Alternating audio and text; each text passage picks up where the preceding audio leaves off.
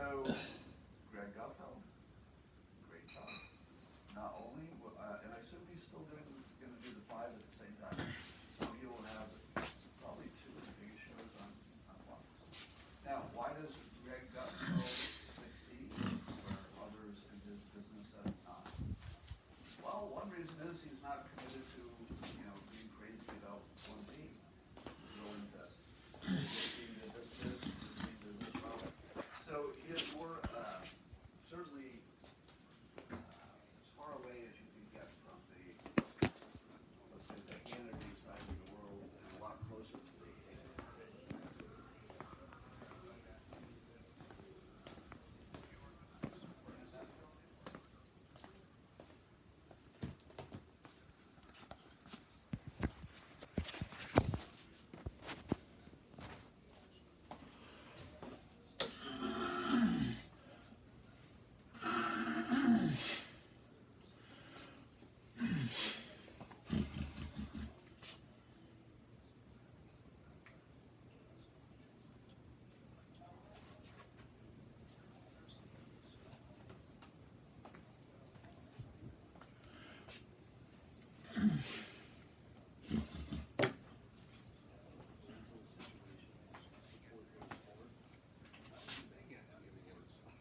What?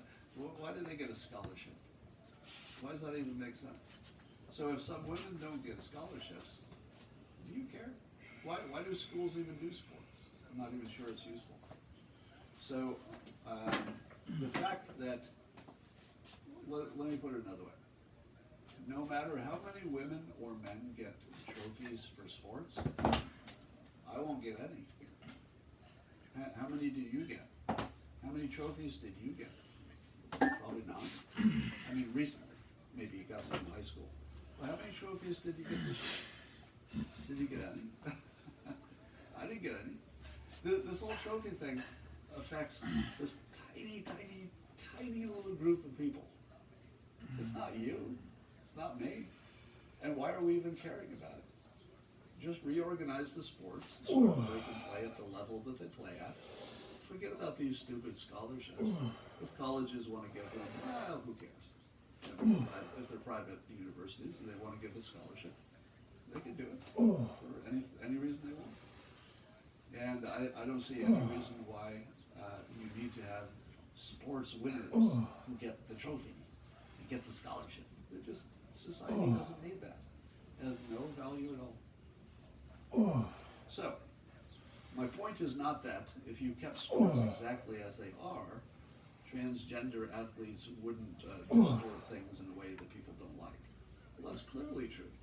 It's clearly true that the transgender athletes in some situations would dominate, women's sports. That's just true. But how much you care about it is the crazy part. It can be true and not important.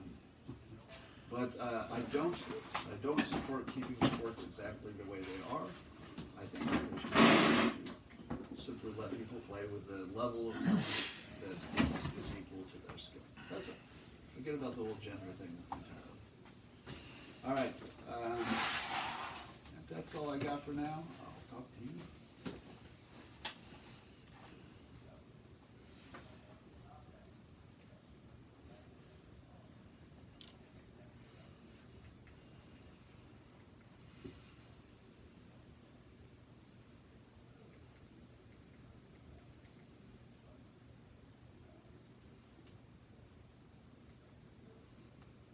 And as it turns out, her long years... Gather round, dear viewer, as I tell you a tale. It's the tale of a woman who stood tall in the face of jealousy, cowardice, hatred and vengeance, and dared to utter a single word. No, it's the story of a girl who wouldn't back down. Our story begins a long time ago in a far-off land with a young woman who decided to become a warrior. Now, this was very unusual because few women chose such a path for themselves, but she was steadfast and determined to succeed. This young woman proved to be strong and brave, She fought and won many battles and earned herself great acclaim. But the young woman had her eyes set on a higher goal, and eventually she gave up her life of fighting, traveling instead to the great kingdom of Hollywood to seek fame and glory as an actor instead. And as it turns out, her long years of training and fighting served her well, and soon she was chosen for many roles on the silver screen. Her triumph was cemented when the king and queen chose her to play a soldier, fighting amongst the stars themselves. Her fame was growing fast, but sadly, so was her list of enemies. For you see, a dangerous threat was growing within the kingdom, a sickness of the mind that preys upon the weak, the hopeless and the pathetic, turning them into mindless zombies. Unable to think for themselves any longer, they could do nothing but recite the words of the cult leaders and form into vicious mobs to attack anyone who questioned them. All of the kingdom lived in fear of this cult because few were brave enough to challenge it. Not even the king and queen with all their wealth and power, because they depended on it to stay safe in their big, comfortable castle. And certainly not the actors, who were mostly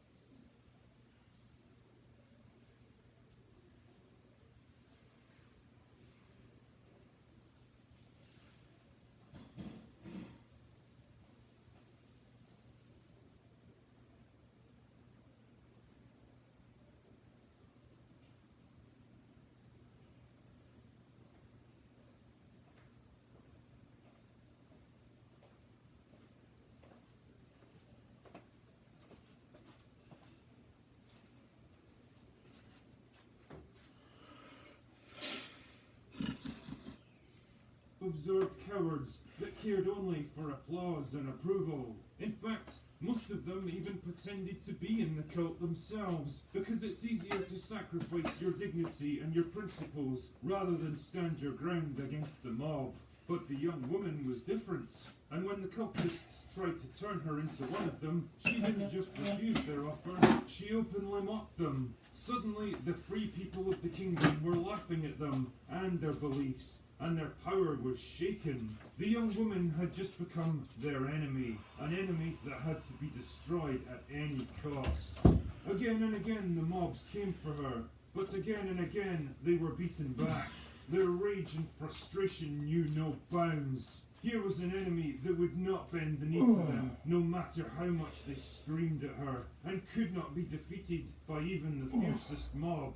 An enemy that threatened to expose them for the weak, frightened, pathetic individuals they had once been, and deep down they still were. Sensing the growing power of the cult and their ability to turn friends, families and neighbours into enemies, the young woman tried to warn the kingdom of the threat they posed. She even gave examples of other evil cults from other kingdoms who had once done similar things, and in that decision lay her downfall. Simply by naming them, she had inexplicably tied herself to them in the eyes of the cult. She had exposed a cheating armour that they could exploit, and exploit it they did. The greatest mob the kingdom had ever seen gathered at the gates of the castle, demanding the young woman's head. And the king and queen, desperate to stay on their shiny throne, finally gave them what they wanted. The young woman was brought down and handed over to the mob. Her so-called friends had deserted her. The cult had won at last, because no one had the courage to stand against them. No one except the girl who wouldn't back down. But the king and queen's reprieve would be short-lived, for the people of the kingdom had seen them for the cowards they were, and would no longer work to protect their castle. In fact, they turned their backs on them by the thousands, leaving the kingdom far behind, until at last the mob came for them as well. Too late did they realise that if only they had stood with the young woman when they had their chance, all of this could have been avoided. But of course, this is just a story from an old drunk. It's not like something as sinister and pathetic as this could ever actually happen. Could it? Anyway, that's all I've got for today. Go away now.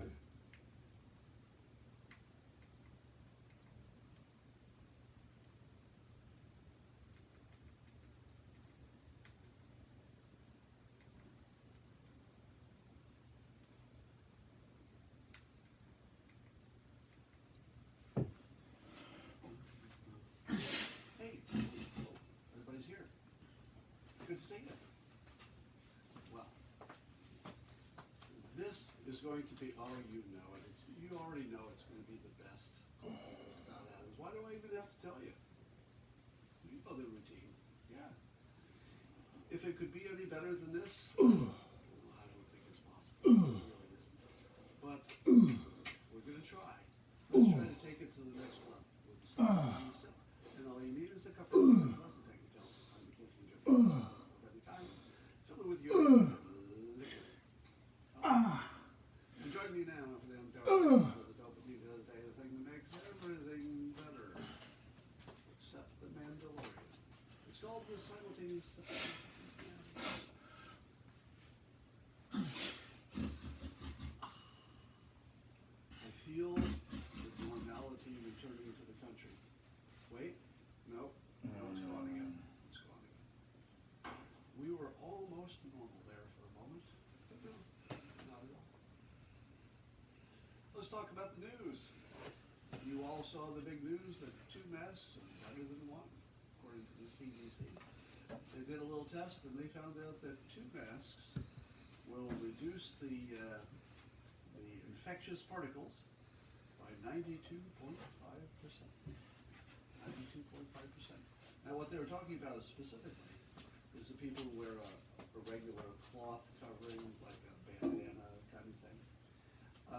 If you put a real mask beneath the bandana, the 2 of those things would give you 92.5% protection. Now, how do you interpret that? How do you interpret this information? I saw on Twitter that somebody interpreted the fact that 2 masks block 92%, let's round it up to 93%. 2 masks block 93% of the infectious particles. That means that 1 mask doesn't work. Is that how you read it? Would your conclusion from this fact be that 1 mask doesn't work? If 2 masks block 93% of the infectious particles, don't you think 1 mask blocks a little bit?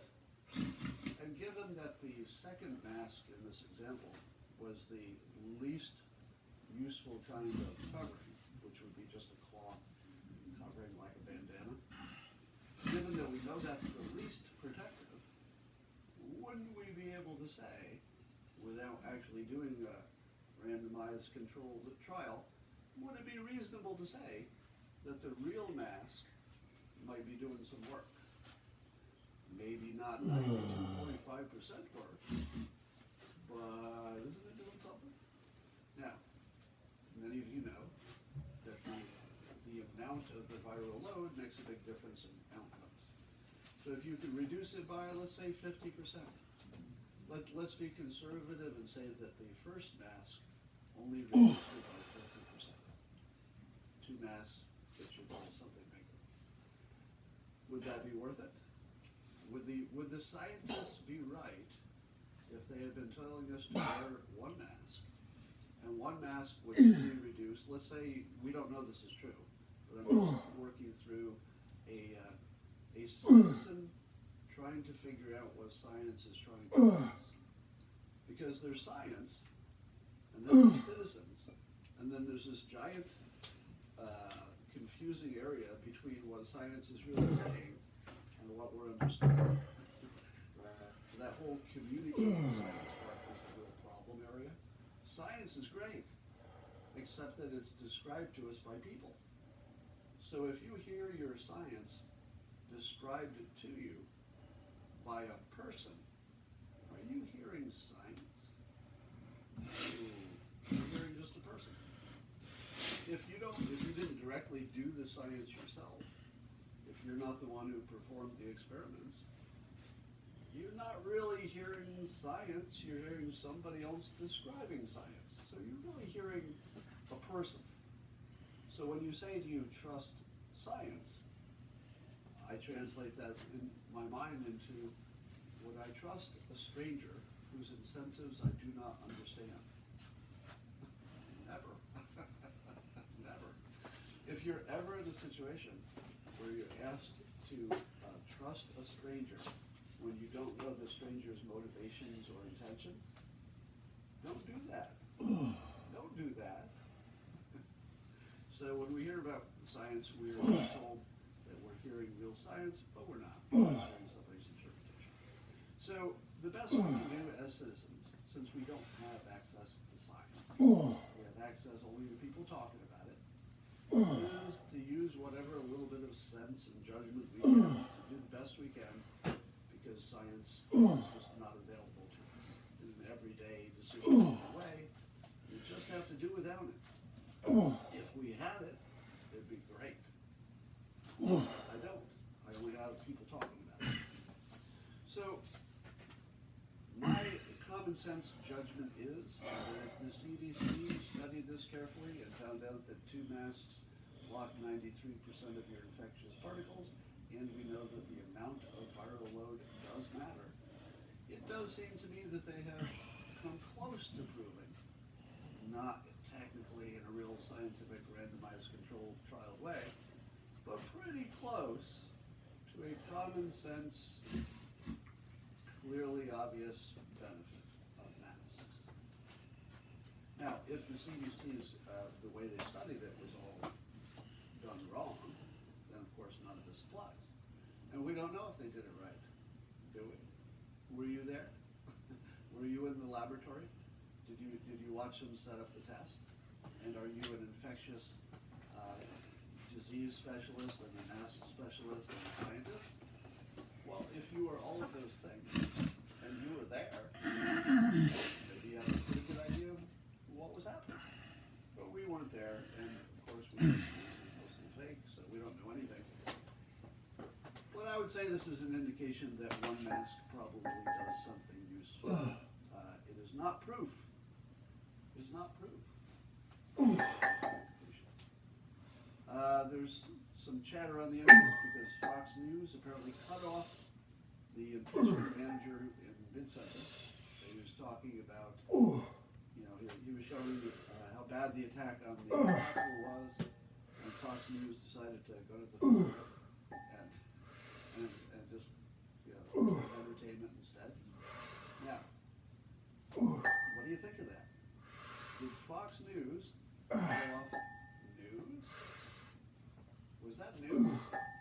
Were we watching news when the impeachment managers were making us show the specific video of the Capitol assault so that we could really feel the pain and the fear of the members of Congress?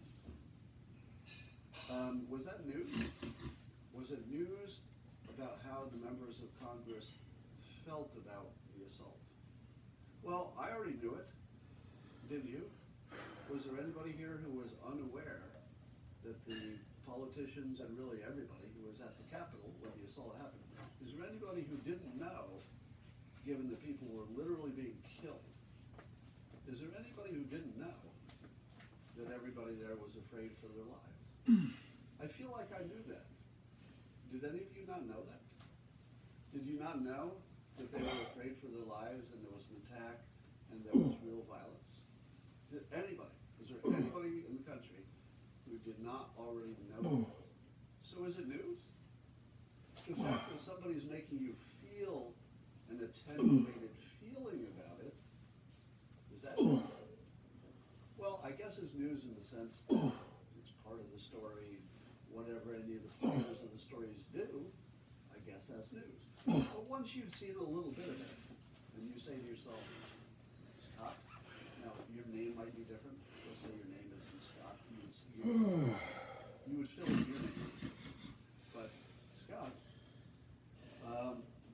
watching more of this footage is not making me smarter. It's not making me know more facts. It is not giving me reason or detail. Well, it's giving me details that I don't need. But what is it conveying to me? What is the purpose of the communication that the impeachment managers are making by showing more details of the assault? Well, could it have any reason other than to make you emotionally weakened? Is there any other reason? Now, I counsel you that if you can't think of another reason for why something's happening, that doesn't mean there isn't another reason. It just means you can't think of one. So is this one of those cases where I just can't think of a reason that they need to show us this extra video? Because remember, the Trump's own lawyers have stipulated that what happened at the Capitol was a horrible event. So you've got one side arguing, hey, this was horrible. You've got the other side saying, yeah, it was. Totally agree. We will stipulate being the legal term that says we agree with what you're saying. Yes, it was a horrible event. People were scared. There was real danger, real violence. So, if both sides agree, those are the facts. Both sides agree that anybody involved in anything that was illegal needs to be punished. What exactly are we looking at? And why are we looking at it? The reason is obvious. It's propaganda. It's pure propaganda. It's supposed to make you feel a bad feeling about a certain set of people in America. Do you need that? Is that news? Is it news when your politicians are making it, number one, all about themselves? That's right. Your Congress decided that the biggest story in the whole fucking country is how they feel. How they feel. It wasn't really a question about the government being overthrown. Anybody who thinks it was a real coup or an insurrection in any serious way that they would have controlled the government and changed the name of the country or anything like that, that's just stupid. There's nothing like that, even remotely like that happened. We're the most armed country in the world, and nobody used a gun. Except the only person who used a gun was the police officer who shot the protester coming through the window, which I've called good, not good in the sense that we don't really have him, but correct law enforcement action, in my opinion, based on what we saw. He probably stopped some amount of more violence, as tragic as it was. So, given that there's no information being conveyed, which is what I would call news, is Fox News really to blame for cutting away? I don't think so. I think that cutting away was the right news decision, because otherwise they're just exposing us to propaganda to make me feel a certain way. And I don't really need the news to make me feel. I like them to tell me the information, and I'll figure out how to feel about it. But I don't need you to tell me how to feel. That's not news. So, I'm going to back Fox News on pulling away from that. There's another story that doesn't make any sense to me, except that we're in this weird world where you can just say anything, and the two sides would interpret it to agree with themselves. I mean, I could go in public and just say,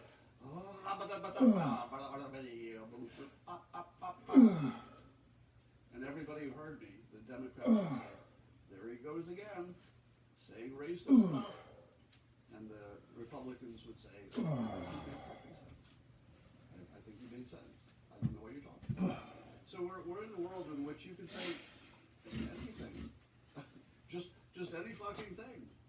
And people will argue that you were right, and others will argue that you're wrong, even if it doesn't make any sense. Here's an example. There's a headline that says, Donald Trump knew that Mike Pence had been evacuated from the MAGA mob before he tweeted that the VP, quote, didn't have courage to overturn the election. Meaning what? Meaning what? If you're a Democrat, you take that statement to say that Trump didn't care that Mike Pence was in danger and endangered him further. And then endangered him further. That's one interpretation. Here's the other interpretation. That once Trump heard that Mike Pence had been evacuated, which means to safety, right? When you evacuate somebody, do you evacuate them toward the danger? Or do you evacuate them away from the danger? Because the president heard that his vice president was not in danger. He had been evacuated. After that, he said something about his courage. Now, should he have said that? I don't think so. That's my opinion. I think the president was not handling it right. I think he needs to, But, the question of whether he was encouraging an insurrection or a coup is just sort of. But the separate question of whether he acted in a way that reduced the risk of violence, that's a separate question. And I don't think he acted in a way that reduced the chance of violence. So, what do you make of that story? It's a headline story, and you could interpret it both ways.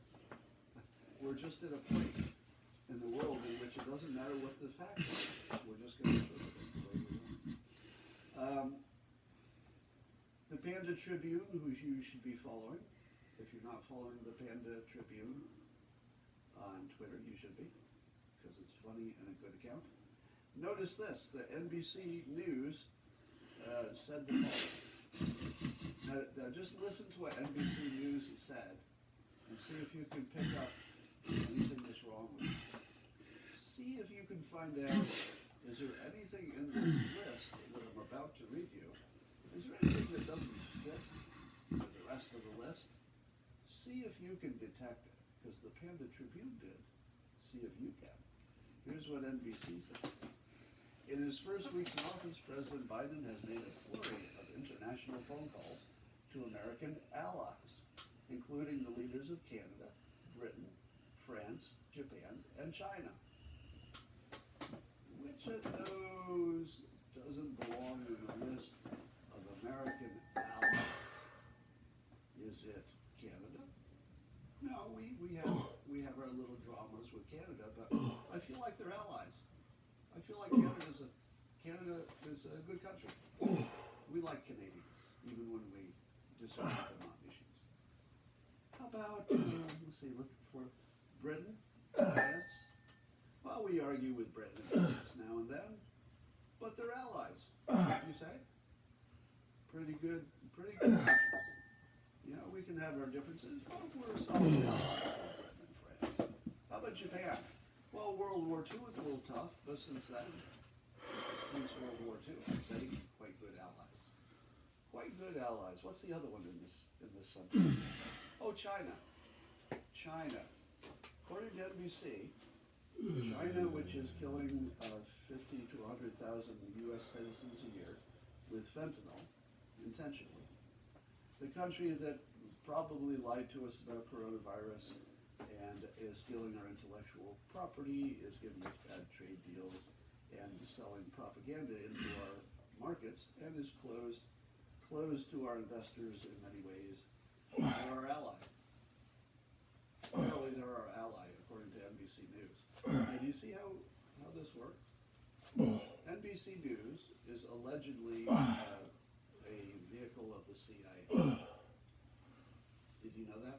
Now I'm saying allegedly, because people who are smarter than I am claim that this is obvious and known. So you should look to the other people to get a confirmation of that. I'll just say it's the allegation. The allegation is that NBC News is the most captured of our media. Captured, I mean, by intelligence services. Because ultimately, any kind of media that makes a difference is going to get captured by intelligence services. It's just a matter of time.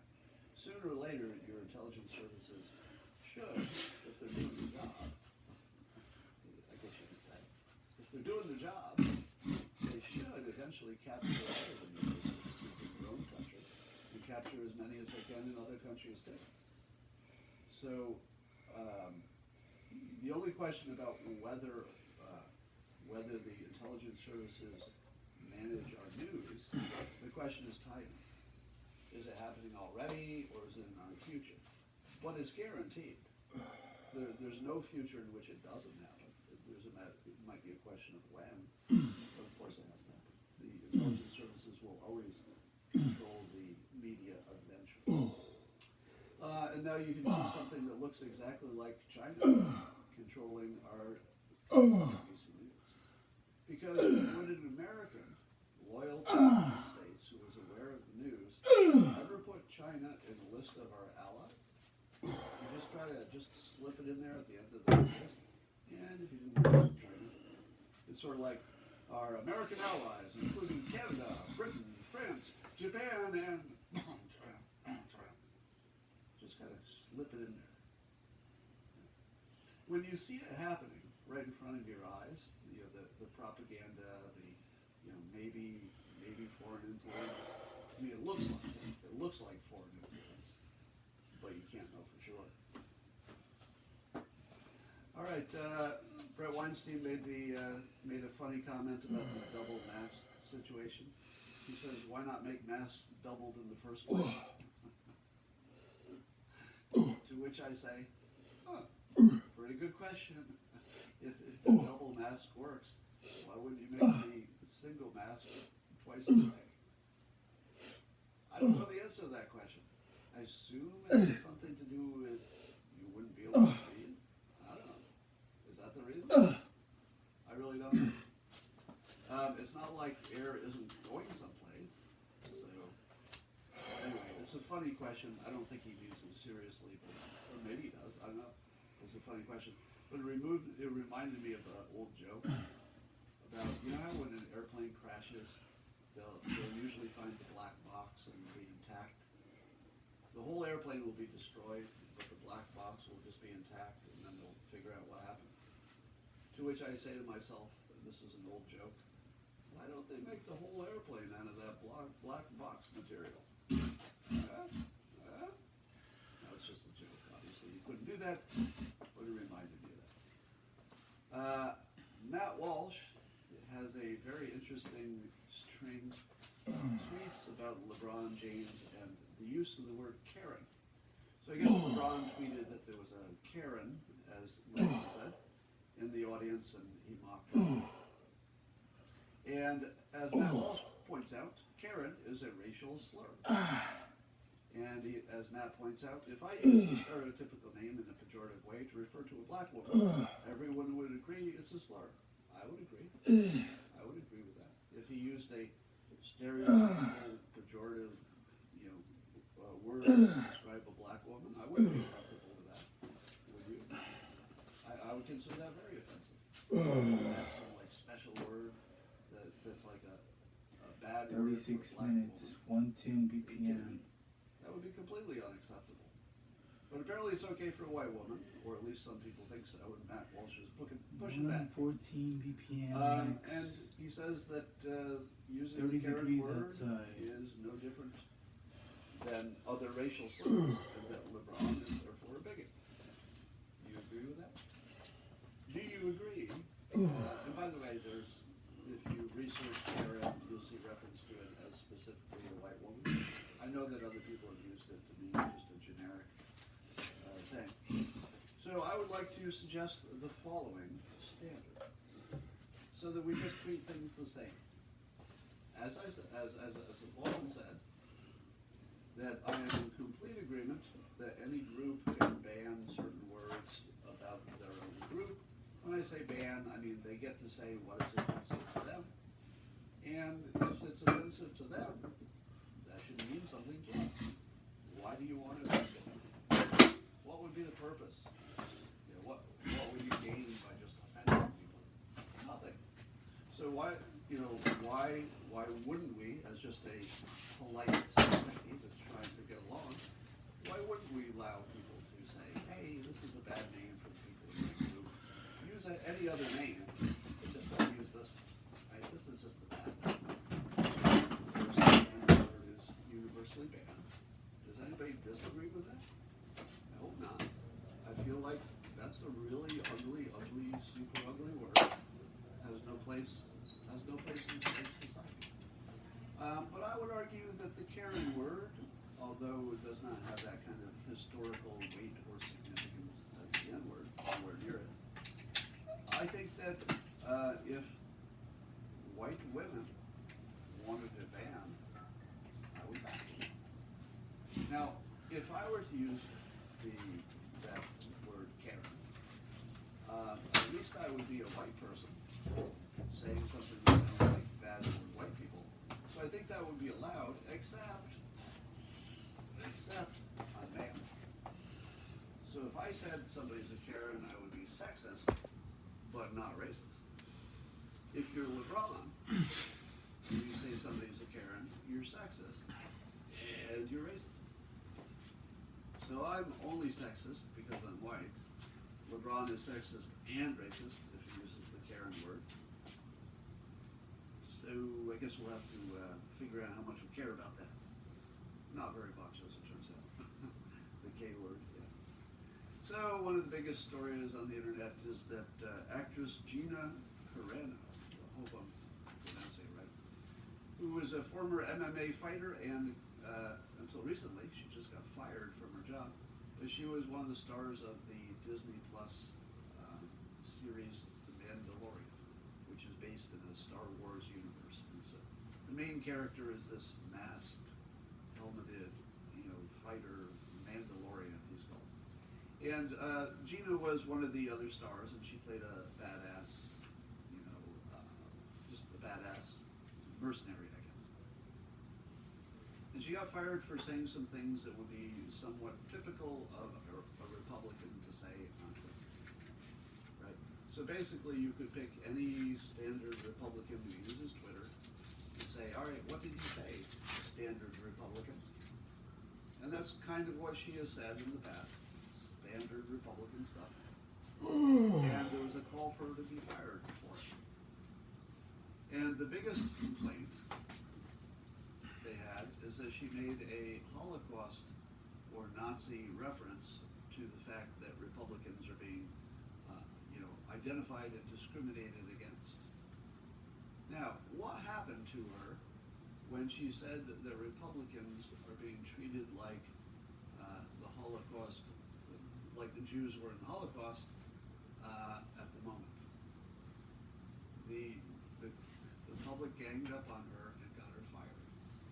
So, did she prove her point? Yes, she did.